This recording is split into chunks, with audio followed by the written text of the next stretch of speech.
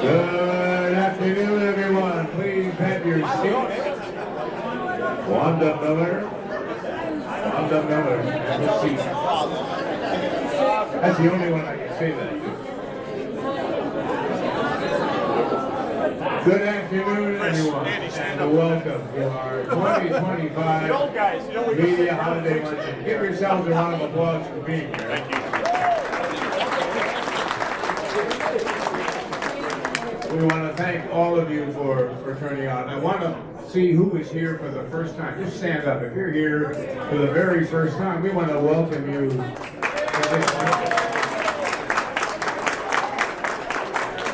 I know a lot of you got a chance to have a picture taken with Barry. We did a few interviews a little bit earlier, and we want to put those together and encourage people to come again next year. Now, we did have a little problem. If you look on our program for today, you'll notice that we're going to have a discussion about radio, the history of radio here, and the future of radio. Peter King was supposed to be with us, but as you might imagine, we're going to blame it on the weather. Peter was up, he got to Syracuse. Now, this was posted on Facebook this morning. Peter King, Paul Harvey, and Mike Whittemore, but I see Mike Whittemore is here, so Mike, can you explain what happened? Apparently he forgot how to spell my last name, too. Oh, okay. That's all right. I got that news. In fact, Paul Harvey was supposed to stay at my Paul Haley. Jesus, Peter, I can't spell it. He was supposed to stay at my house last night, but anyway, he got messed up, so Paul did not make it, and Peter didn't make it. I hear he got as far as Canastota. Oh, okay. Canastota? As far as Canastota. Okay. Ended up failing. So I wonder how you would have spelled that. I'm glad he didn't try. There you go. All right. Mike Whittemore, thank you. Thank you for being here. What we're going to do is change it'll still be a panel discussion. But Doug and I will roam the audience a little bit, because if we just pass a microphone, we could be here till dinner time. So we will have not only the panel discussion a little bit later on, but include some comments from a lot of you, because a lot of you have obviously a perspective on what is taking place. Wanted to just share one point. Last year, you may remember at this luncheon, Arnie Rothschild talked about it. We did honor Jack Balbino with what was going to be a plaque to be placed at the Auditorium Theater, the West Hero Auditorium. And what Arnie has offered to do, and I just toss this out for consideration right now, is to, in the Floriano Room, the Rochester Music Hall of Fame is going to be hosted there. And he's willing to host a Rochester Media Hall of Fame. Yeah, I think that would be overdue. What it would involve, and we've had some discussions. I had an email exchange with Ginny Ryan, because Canandaigua Bank had set this up without having us go through a 501c3 and all of the paperwork we have to do. So all I'm asking today is, if you think this is a good idea and you're interested in being part of a steering committee to bring it about, let Barry or know, and Joe or me know, and we'll get a small group together and at least explore this. We'll include some fundraising perhaps, but I think we have some generous people willing to step up. But it will be a wonderful display to have in the Floriano Center. I think it's going to be at the Western Auditorium, to honor those that we have honored over the years. I mentioned that. I don't think that we've lost anyone this year. We did honor Jack Balbino and Alan Harris last year. I think back to how this all started. When I look around this room, I can't help but think of the first time I ever attended the forerunner to this event. And I think it was a little gathering at the Irondequoit Country Club. Yeah. And there was probably 12 people, Gary Smith, Jack Balbino, and Nick Nixon. And it was just the old radio guys. And the old radio guys became broadcast legends. And there was probably between, there was radio guys and gals. That's right, radio guys and gals. We got away from the chauvinistic gathering. And now we're getting away from the broadcast gathering, because we got a lot of people in the media that say, we'd like to be honored too. So now it's the Rochester Media Holiday Luncheon, and we are so glad that all of you are here. Barry and I are selling a little bit, because in true confession, we let Locust Hill know that 12:30 we wanted to have the buffet, and we neglected to let them know we might start a little bit early. But I'm sure you'll enjoy the fellowship around the table. I'm going to turn it over to Barry and Joe if you want to give some some welcoming remarks as well, then we welcome all of you here. 107 people signed up for today, a new record. Give yourselves a nice round of applause. And really, it's all of you who made the decision to be here today. So that's how this is going to grow and thrive, by you continuing to support it. There are many new people here today. We've seen them as they stood up. But there are many who've reached out to me personally, and Joe and Don, saying, I really am sad, I'm going to miss it, I can't because of this or whatever. And then Peter, of course, being stuck in Syracuse. And speaking of that, the panel discussion, Joe LaMonaco is going to be one of the panelists. He's going to talk about the AI initiatives of iHeartRadio. It was Peter's spot. I've asked Bob Scott to fill in. He was part of the starting of the Northeast Satellite Network, and of course has an advertising perspective. And then we have a third panelist. It escapes me at this moment. Do you remember who? Gary. Gary Smith, right in front of me. How can I forget you, Gary? I'm sorry, buddy. I worked with Gary probably 30 years. I was looking around the room. Other than the XXI people, I don't think there's anybody in this room that I haven't worked with at some point in my career. It's pretty amazing. In any event, thank you so much for supporting the Luncheon. We want to continue to keep growing, and there are some folks that decided not to come because they thought the crowd got too large. This is really meant for a chance for you to see people that you really haven't seen in a whole year or maybe longer. Chance to take pictures, a chance to make new memories, to remember old memories, and some of those old stories that some people tell. I'm not going to point out any names, but I am looking at this side of the room over here. Those ones that they've told every year for the last 40 years, those people. In any event, thank you. I'm going to give it to Joe. Thank you, Barry. Broadcast version of the penny you can't get rid of. And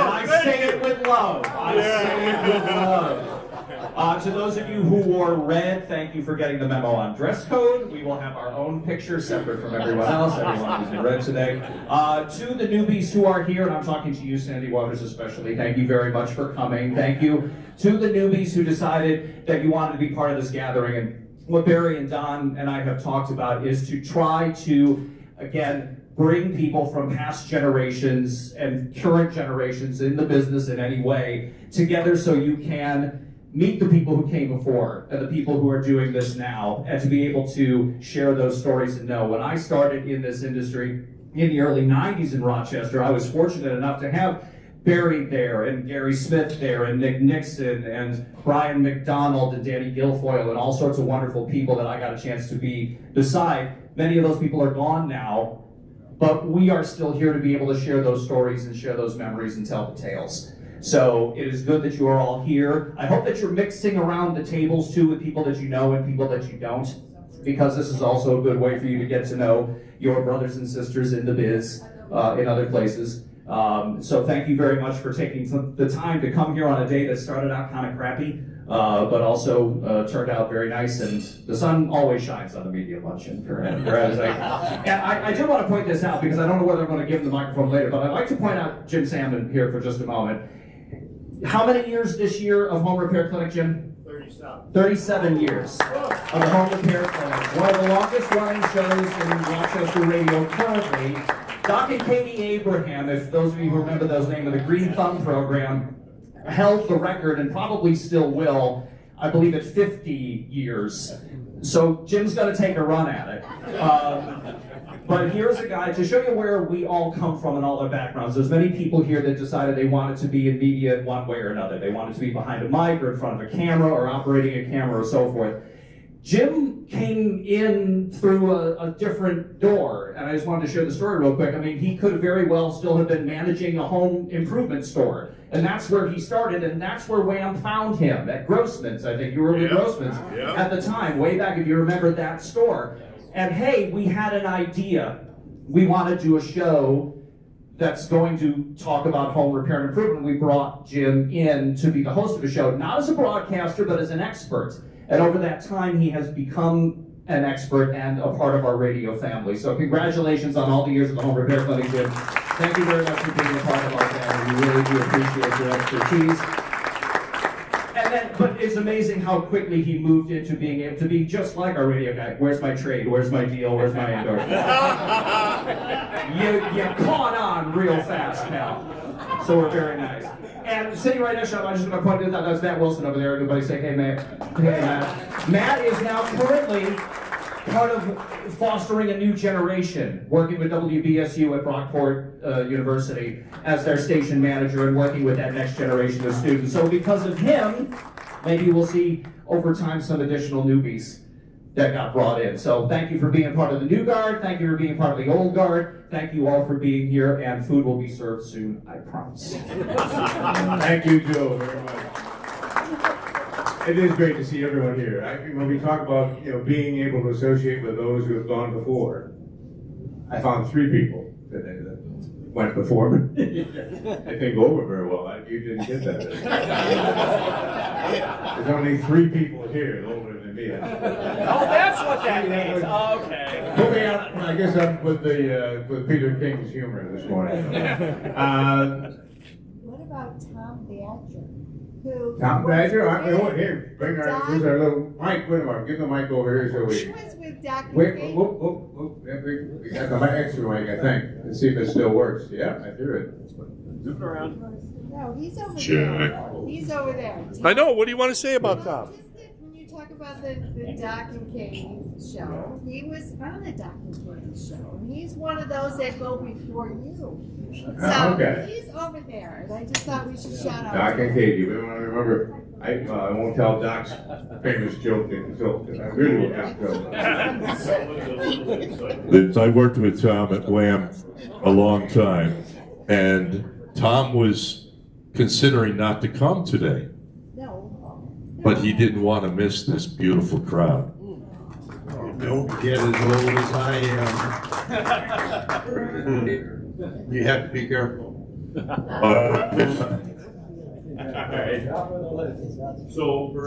Tell us about how many years were you with Doc and Katie? I would say the last 4 or 5 existed. And fortunately, I lived out in Honeywell Lake, and they lived in Naples. So actually, we traveled back and forth, had coffee and lunches and so on, other than in the studio itself. That was great. There you go. Well, anyway, that's a long time. At the age of 90, I'm very lucky to be here. Be anywhere, actually. We're lucky to have you, Tom. Give Tom a nice round of applause, would you please? Thank you. I think we've killed enough time that the buffet is about ready. We ask you to remain at your tables. They will come around and escort you to the buffet. And we want to thank the staff of Locust Hill, Rosie behind the bar there, to handle your needs. If you get a little anxious waiting to get in the buffet line, she'd be glad to serve you one more drink. So enjoy the fellowship, and we'll be back with our program in just a few minutes. We're going to proceed with the program now. Could we have a round of applause for the staff of Locust Hill? Everyone has done a great job.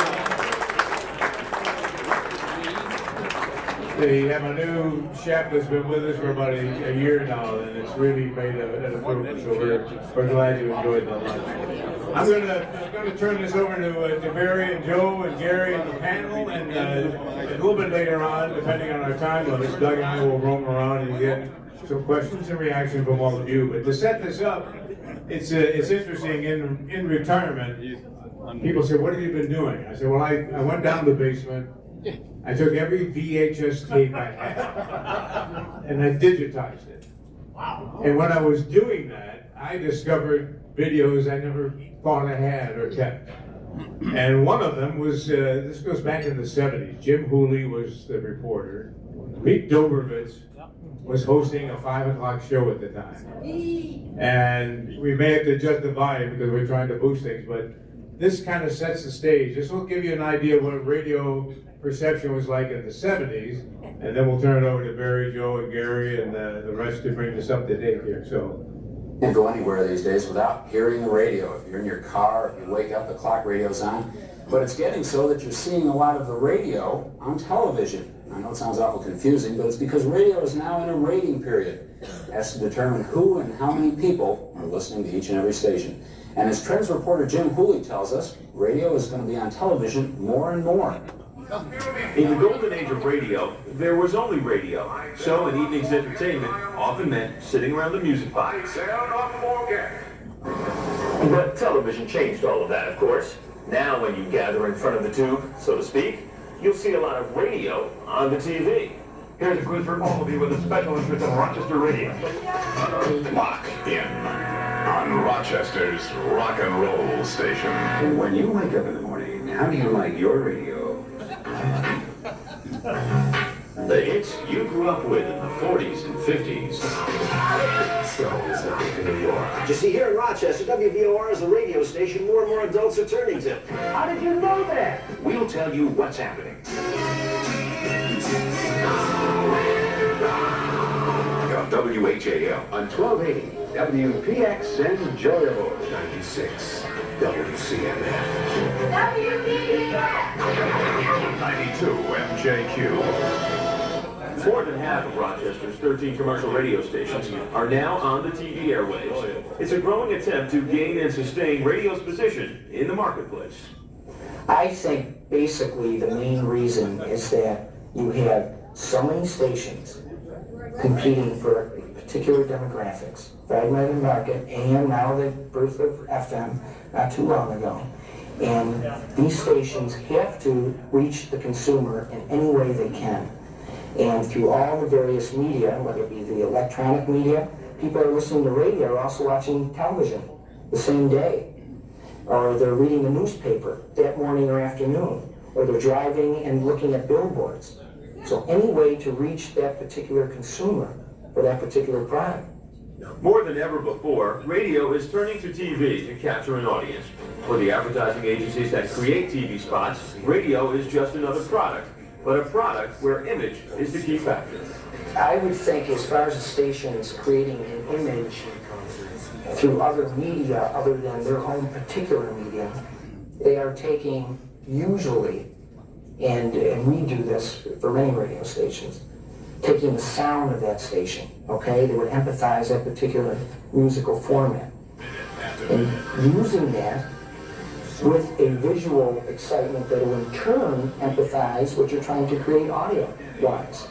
Well, what a radio station is trying to do, should be trying to do, is to position themselves, give themselves, call attention to their unique selling position, okay?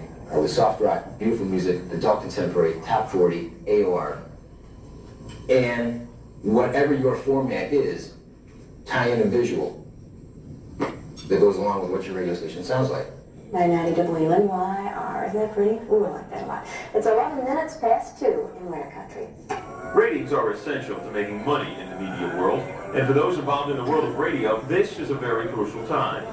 WCMF, and we have another 45 minutes commercial free. It's the truth. We'll start with the Rolling Stones. This is Shattered. From the middle of September to the middle of December is the so-called book, a period during which diaries are kept on who is listening to what. Thus, the reason for the increase in radio commercials on TV this fall. And when it comes to ratings, the name of the game is competition. Everyone's competing to have their particular station. You know, my commercial is going to be better than theirs. Mine's going to be more exciting.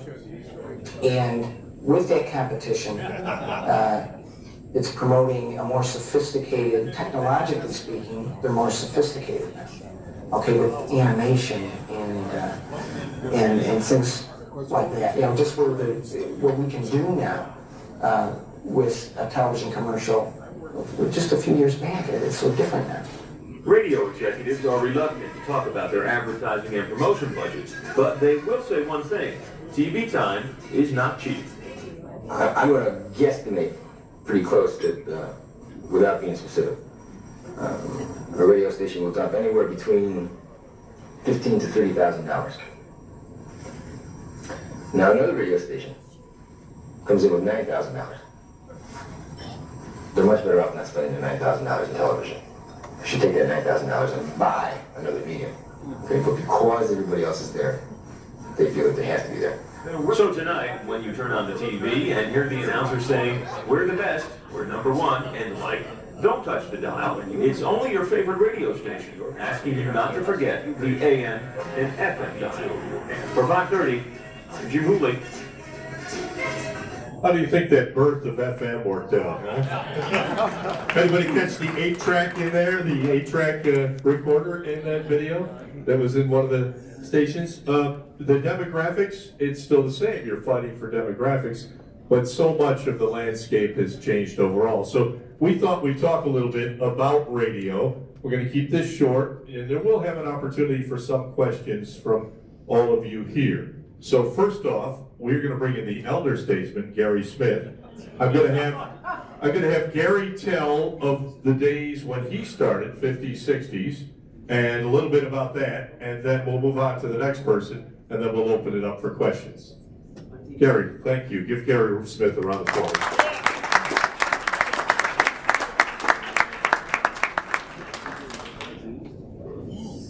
I think that round of applause is because I'm still upright. In June of 1956, I got my first job in commercial radio, even though there weren't many commercials at WSAY. But I was doing the morning show from 6 to noon, Monday through Friday, and 6 to 3 on Saturday. Basically kept me out of trouble. Well, most of the time. We didn't have a specific format other than play some of the hits, the ones that Belle Reber from downtown liked. And we had a list that was given us each day.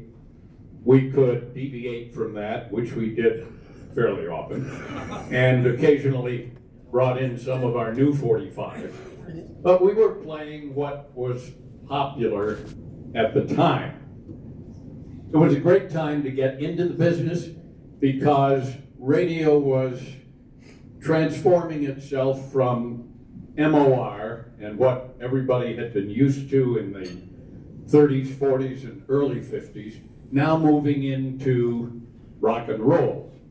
1956 and 57 were the first real years of rock and roll. There were hits earlier than that, but that's the time that some of the stations started playing the hits.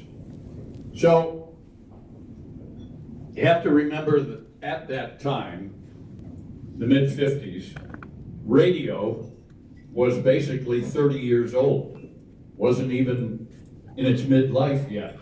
So there was a lot of differing formats, people trying to figure out what was going to be the good one. After a few months at SAY, I moved to a station in Buffalo.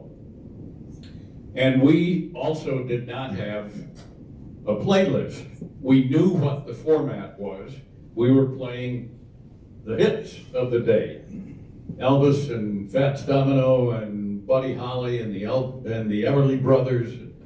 But there were still a lot of artists from earlier in the 50s that people were playing. Doris Day, Frank Sinatra, Perry Como, Guy Mitchell. And it was kind of a mix of rock and roll and the old MOR music.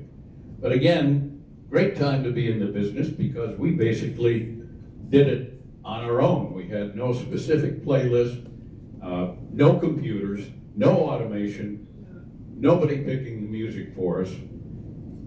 I came back to Rochester a year after that to WVET, which became WROC a few years later. We were MOR, middle of the road. We had network and local news at the top of the hour, local news and weather at the bottom of the hour. We did some play-by-play sports, and of course we played music. And we played some of the current music as long as it wasn't too loud and too bouncy. So at that time in 1958, in Buffalo, WKBW changed their format on the 4th of July, 1958, and went top 40 radio. Top 40 was kind of a new term at that point. Here in Rochester, WBBF started playing all the hits. And in markets all over the country, various stations were saying, okay, this is what we're going to do. We're going to be top 40 radio. Play the hits. They had playlists, of course, which had to be followed carefully. They had contests and jingles and all that sort of thing, personalities, of course. And it was a different kind of radio for a great many markets at that time. That was the real seismic shift from what radio had been to what it was to become, for the most part. Many markets still had a great middle-of-the-road station that did well. WHAM here, WVEN in Buffalo, WGR in Buffalo, WHEC here. A lot of markets had that one or two real good radio station that had been there a long, long time. But in each market, there was now the real bloom of top 40 radio. And that was the big difference. Very well said. Our next panelist, Joe LaMonaco. He's still in the industry. He's watched some of the changes. He's only a kid. He's only been in it close to 30 years now. But in any event, iHeart, who we both work for, has made significant changes. And they've made some announcements about there will always be human. Guaranteed. So, guaranteed. That's right, I forgot that part. Guaranteed It's in our human. signature. I love it. Dina works for iHeart too. Joe LaMonaco, give a nice round of applause, please. So the perspective that I have had for the last 25 years now is from the commercial production side of things, from the studio side of things. But I did want to share with you, because maybe you have heard about the initiative that iHeart launched within the last month or so, because of the impact of digital technology and AI on the media landscape and on the music landscape as well. So we got those queued up, and I just want to hear some of the things you might hear on iHeart stations across the country. In cowboy boots, not code. 1017 The Bull. Guaranteed human. Can I give you the other one? Give me the other one.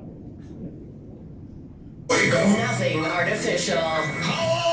Somewhat intelligent. Do you use your shiny hiney? That's a little personal. Elvis Duran of the C100 Morning Show is guaranteed human. Now we're getting personal. C100. iHeart chose a lane, and they seem to have been the first large media company to have chosen a lane and be deliberate about saying that our on-air personalities, our music, is created by human beings. We are kind of leading the way in that. Other media organizations may catch up to us and may also get in on this, but we have seen as Gary talked about, a seismic shift, as he saw it in the early part of his career. In this part of our collective careers, and those who are still in it, the genie's out of the bottle, as it were. Artificial intelligence and generative AI is not going away, and it's becoming more and more a part of how many stations, both in radio and television, are doing their job day to day. What we are also seeing, though, is that in some cases, the chain of artificial intelligence, from the creation of content to its recording to its distribution, have taken humans out of the chain. So that is where things are currently at some stations nationwide. What iHeart has tried to do is to say that the human companionship, connection, interaction, authenticity cannot be recreated. And so they have made a deliberate move in that way to say everything that you hear here has some level of human intervention. Now, does that mean more humans being part of our industry? No. That is not what it is going to mean. Do I wish that that is something that it could mean? Absolutely. But we are, I don't think, naive enough to believe that that's kind of where the landscape is going to go. The balance between profitability and responsibility is more noticeable than ever.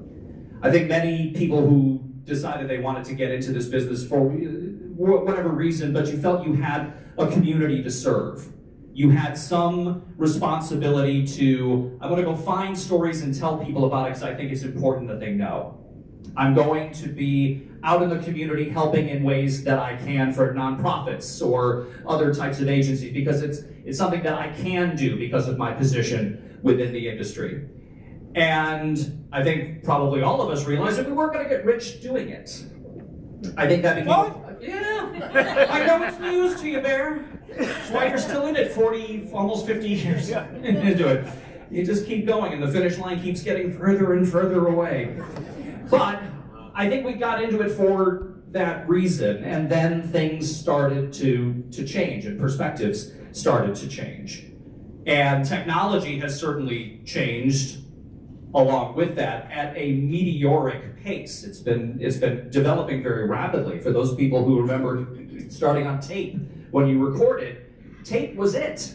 And it was it. And that's the way it always was. And then digital came in. Okay, so it was a gradual change. And then the tape went away and digital went away and we weren't playing, we weren't playing physical cards or records or vinyl in your studios. It was all computerized. Okay, well that changed. Then it happened slow. And then this thing called generative AI and ChatGPT came in. And it just took off gangbusters and just went. And it went fast in our industry, went fast in a lot of people's industries. And I think in many ways, iHeart's just trying to figure out, well, what's the target? Where's it going to be next? We don't know. It keeps changing. Is there going to be big backlash from our audience and advertisers? One of the things that we hear in the commercial production world, we get things sent back to us quite a lot, and our clients will say, can you please have this redone? The voice sounds like AI. And I say, well, F you, strong letter to follow. So what I say, in my mind, out loud I say, we are all human beings. Thank you very much. So we are starting to get some pushback on that. And I think maybe there is a burnout factor happening within the audience, maybe quicker than we would have anticipated, about what people think about AI-generated videos or AI-generated content, or what they, like how they react to it. Are people getting bored with AI? Is that how fast it's moved? So now we're getting on the other side. And if we are getting on the boredom side, what's that going to mean long term for many players in the industry? It goes with audio content, video content, print content. Where's that going to take us? At least at the moment, one company has said, we'll keep humans in the chain. Thankfully. We'll see where it lasts. It might be a different story by the time we all meet next year. Good show, round of applause. Before the third panelist was set to be CBS News' Peter King, who also worked in this market for 3 years. Morning show on WKLX, maybe many of you remember that. 3 years? Only 3 years. So in any event, he got from Florida to Syracuse and didn't make it here, so he will not be here today. And he sends along his sorry that he can't be here. So I asked at the last second for Bob Scott to fill it. He's got to be put on the spot. Give a nice round of applause. Before I turn the microphone over to him, though, just curious, how many people in this room have worked in radio at all? That is a majority of this room. So we all got our start there. We all did our thing. Some of us got too stupid to get out, and so on and so forth. But now we give it to Bob Scott.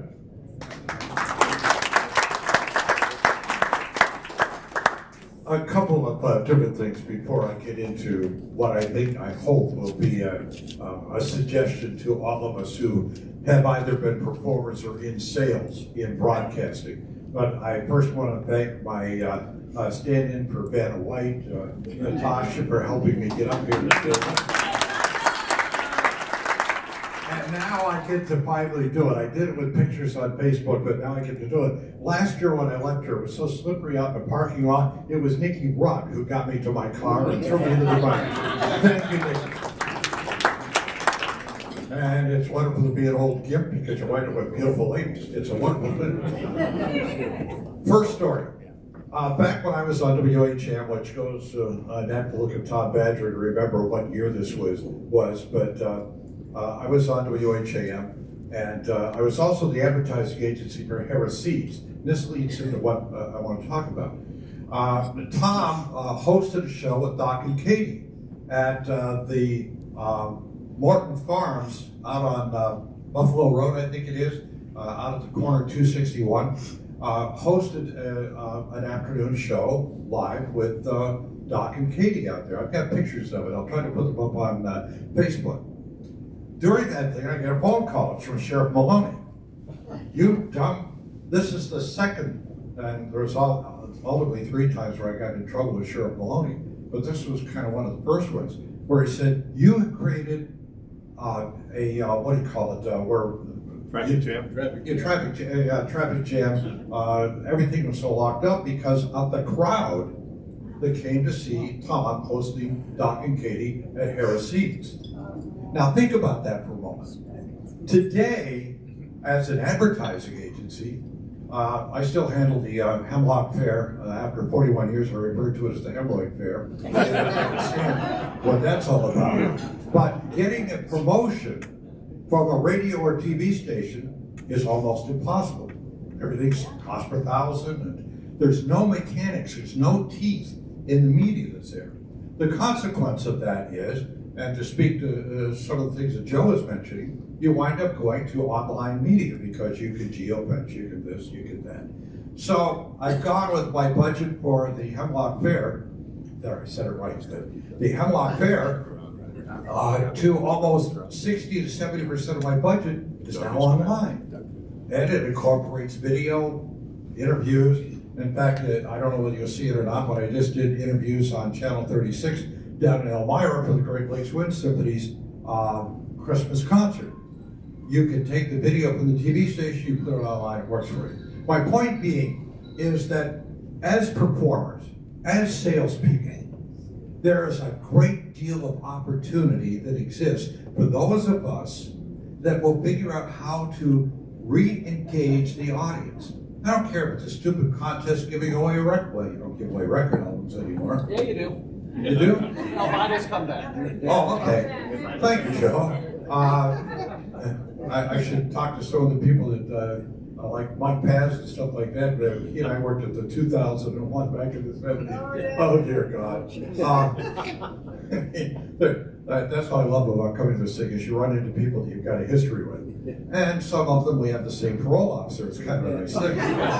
But the bottom line is, look at your online media, look at your broadcast media, your television station. Now, corporate ownership is not permitting. I think one of the greatest lines I've heard in ages came from Kevin Williams several years ago when he said to me, if we could just get rid of those who come in as consultants, we'd be in 30 years. Because somebody programming, and I use a good friend of mine is Mike Johnson, the local sales manager at Odyssey. I was speaking with him, and I said, here we live in the Finger Lakes and on the Great Lakes, and not one radio or TV station does any kind of promotion for regattas, fishing. There's over 5,000 boats, 26 feet or foot longer, on the Genesee River on any summer's night. Well, if there's 2 people, that's almost the base population of downtown Canandaigua or Batavia. But yet, there's nothing about weather, there's nothing about the sport of fishing. look at all of the products that aren't being advertised. In the town of Greece, there's 3,000 locally owned businesses. If we can create the local media platforms, which I don't mean to pick on you, Doug, but I called you one time because I thought we had a thing at the airport, which by the way is coming back. I need to talk to you about it. There are local shows to be produced. I'll give you a stupid one. We created the Fair Racing Network. You can go up and find it, fairracingnetwork.com. And we were doing a horse race out of Palmyra, New York.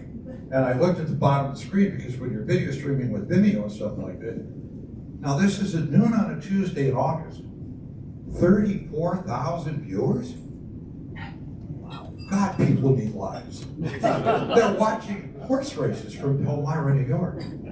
Dear God, I mean, go figure, you know.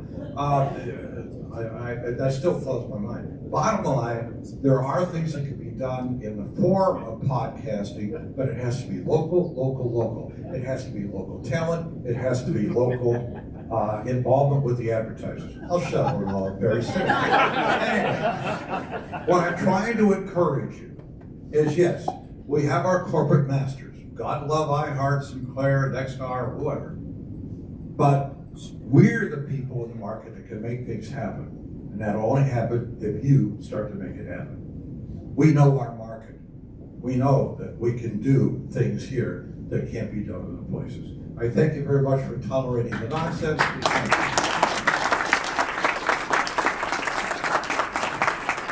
All right, here's how it's going to go. I have lovely Doug and lovely Don. Give them a nice round of applause. They are going to mingle among you. If you have a question, just raise your hand and they'll come over. We're going to limit the number of questions, so get it in early if you want one. I'm going to ask the panelists to stay here. If you have it directed towards a specific person, mention that person's name as part of your question. Okay? Gentlemen, take it away. I can't believe it won't be a hand going up right away. Here we go. I'll run over here. Matt Wilson. Matt. Well, thank you. I appreciate it. My question is, because I work with students, what would be some advice you would give students who are trying to come to this industry?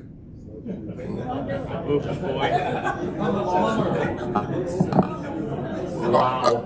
And that's a loaded question. All right. Well, that is an incredibly loaded question. let's go with you, Mr. I have asked this question of groups of students. I would be curious to know why a younger person chooses to make this a field of study. No, literally. And my curiosity has been, I asked this to a group of students in Geneseo a few years ago, was, what do you plan to do with this? When many people got into the industry, we knew kind of where we were going to go. Like, I was on a radio path, some people were on a television path or a print journalism path, and there were kind of just a few paths you could get on. So what I'm curious to know is, if someone's learning the skill set to be a performer or a video editor or a copywriter or whatever, what they see themselves doing with that. And I think that's a far better question for them to start off with, to know, okay, I'm going to gather as much skill as I can within the confines of a university setting that I can then parlay into my next thing. Whether that is going to be, because now they have the opportunity. They don't have to get hired by a radio station to do audio content. They can do it on their own.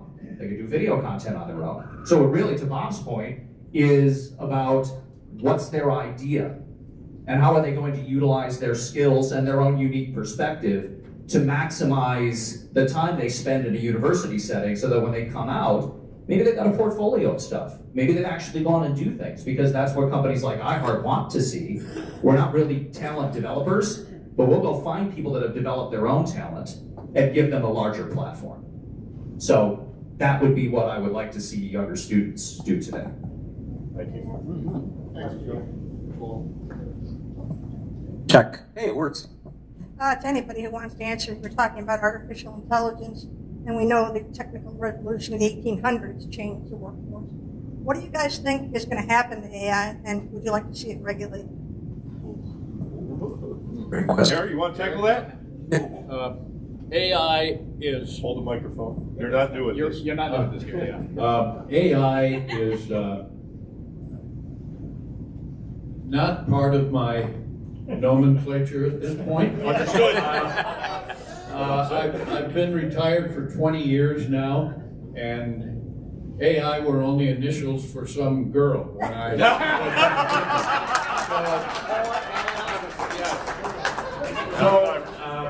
I'm not really qualified to answer that question. I could give it a couple answers, but I'm not going to do that. Joe, what do you think? Real quick, if you've got a student that wants to get into media, just teach them to sell. Teach them to dress up, show up, create relationships, and get out there and interact with both the businesses as well as the customers. That is where to go. As far as AI goes, it's just another tool. We just did Miracle on 34th Street. I don't know if you saw the commercials on Channel 13, CW, and stuff like that or not. But all of that was AI, because this is the first time since 1963 the Broadway tour was out there. So we didn't have anything to work with. We had to create it with AI. Santa came alive, a little girl came alive, and the rest is history. Next year it'll be live people. But AI is a tool. Don't look at that as competition.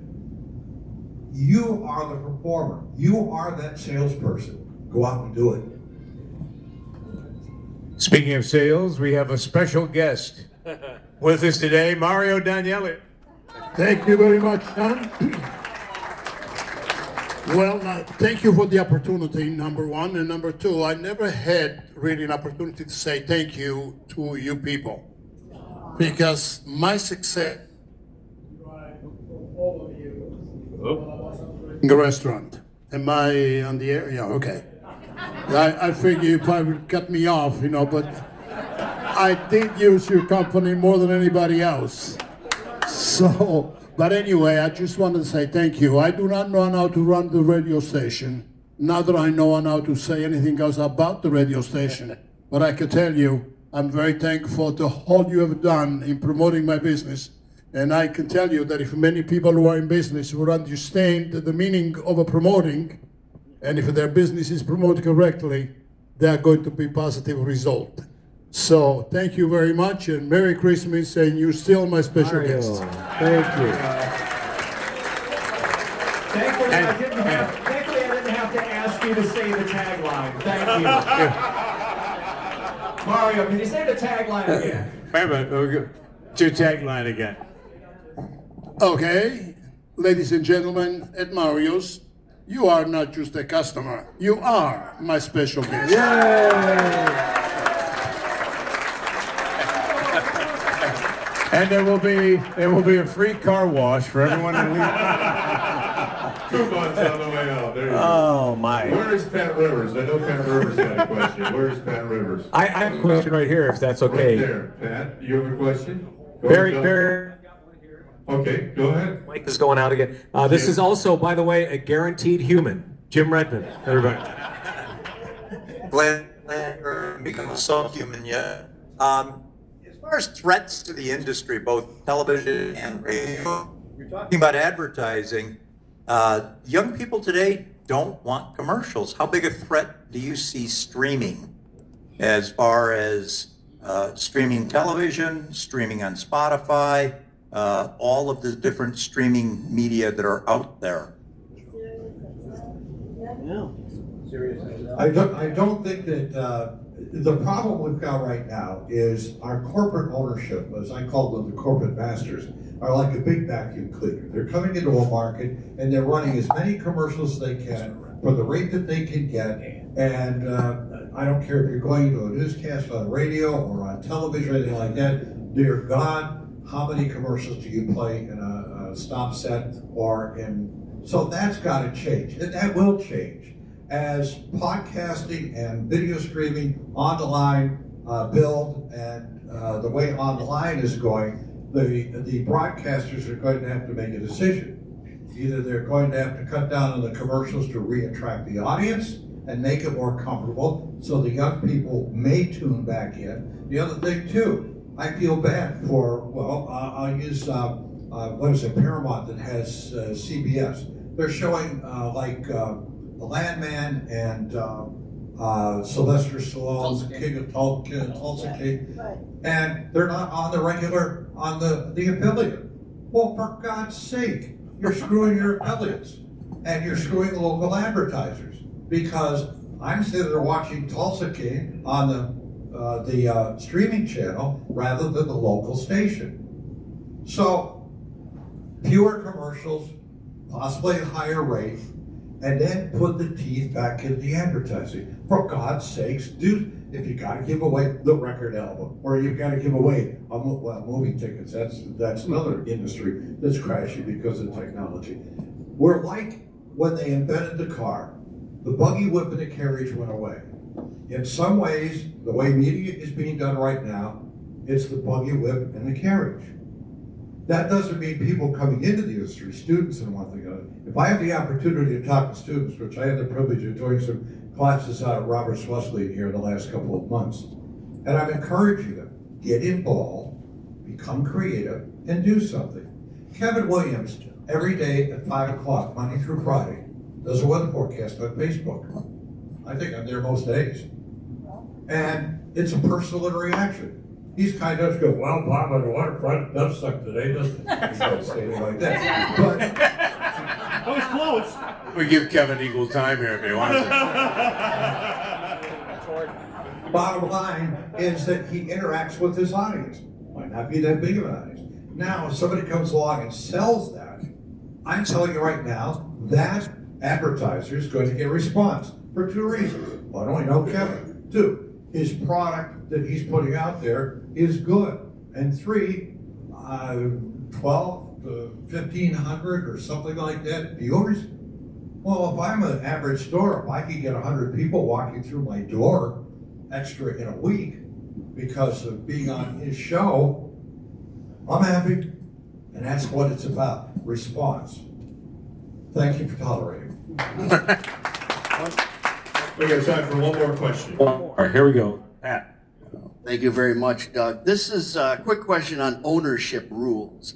FCC is going to be revisiting ownership rules here very soon if they haven't already. And I think that may potentially change the radio, even television markets here in Rochester. Odyssey, iHeart will now be able to own more stations than they have.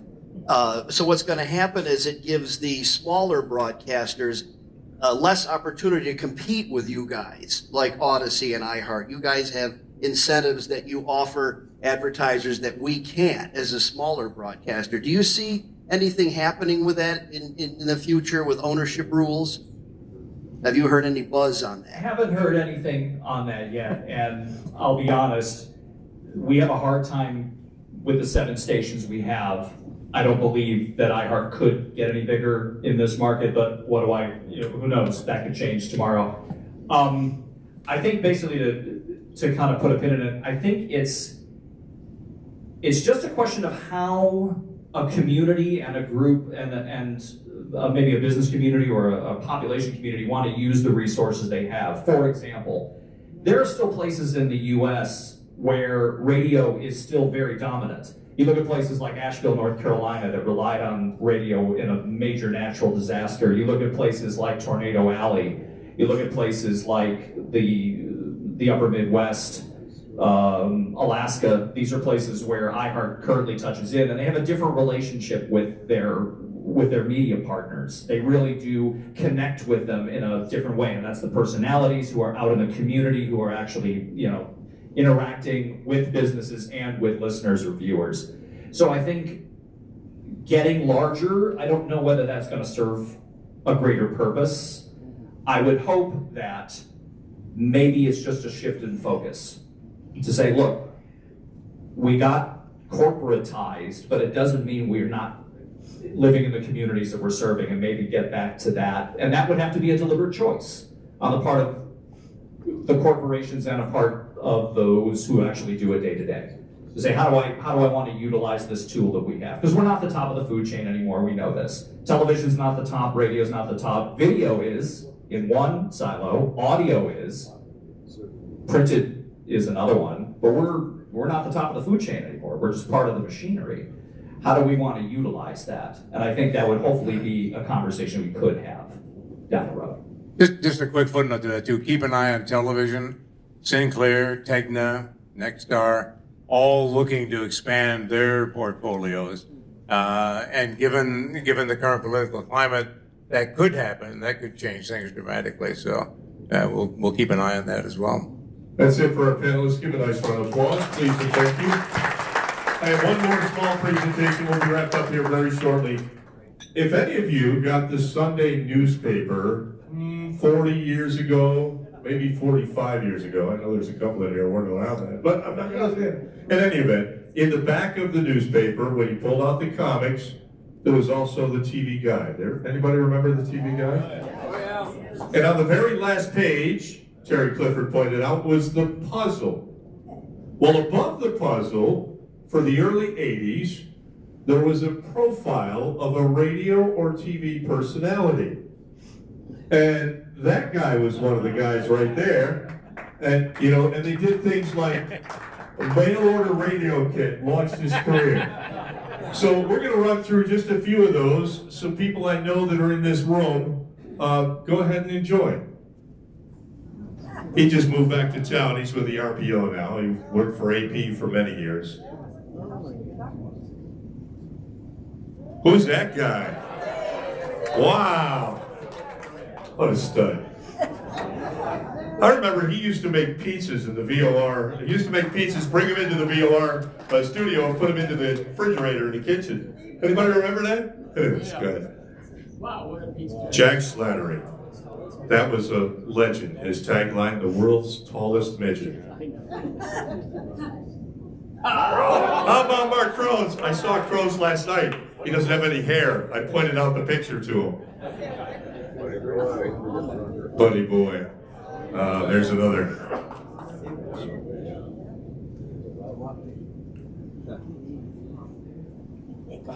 How about that guy? He went from Tony Matthews, Tony Infantino, to Tony Matthews to Tony Infantino. How about Spuds? Sandy Waters, his partner's here. Give her a nice round of applause. Bill Lau. Where's that stud, Bill Lau? Look at that. That looks like a porn mustache to me, but I'm not Side hustle. Pete Kennedy. Like to get to know you. Like to get to know you. Chet Walker. Chet was supposed to be here today. He was here last year, yeah? Hey, just after all those years, he is no longer enjoying his Fort Lauderdale high-rise that looks out over the ocean and collecting a paycheck. I mean, we'll just not talk about that. Bob Scott. Wow, look at you. Dave Kane. Kano. Gary Smith, look at that. He had hair back then, yeah. Prefers morning show action. What is that? That's very good advice. Prefers morning show action.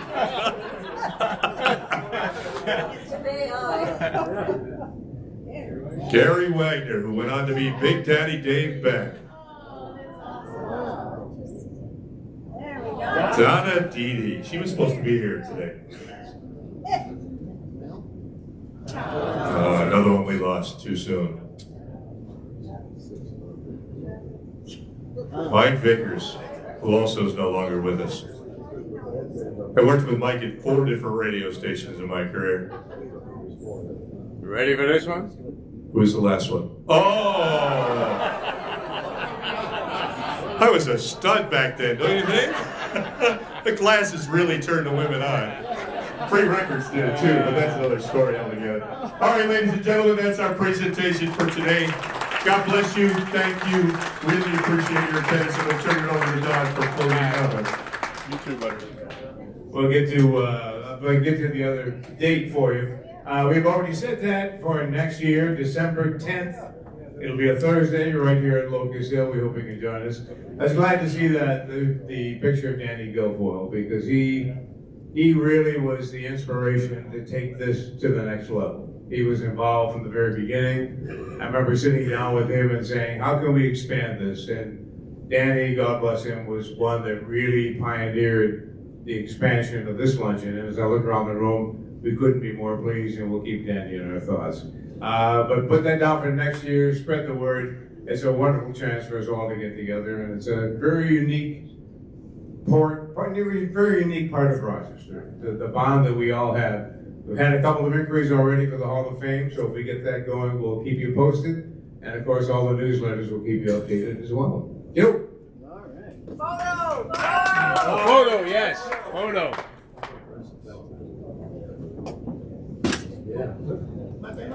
I'm still on the hunt for air checks too. Oh, yes, for next year. For next year, we'd like to do that as part of our presentation. So if you've got an old cassette floating around that you know where it is, and you just say, I don't want to know what's on this, but give it over to me and trust me with it. Don't know. If you've got anything, you can find me on Facebook, or you can see me here, and I can give you my contact info. I'd love to get some of your tapes, if you got them, that we can share as part of next year's presentation. That's so awesome. We're going to get a group picture like we do every year, so we're going to kind of line up here with your backs to the bar. We're going to use the window and shoot towards you from there, so the light's behind us. It's literally like a how are you? Got all the banners. Yes, you do. What's your partner in crime? I thought I saw Jen. Oh, Jen, yes. She got the I saw. we go on. Do I have the picture? Yeah.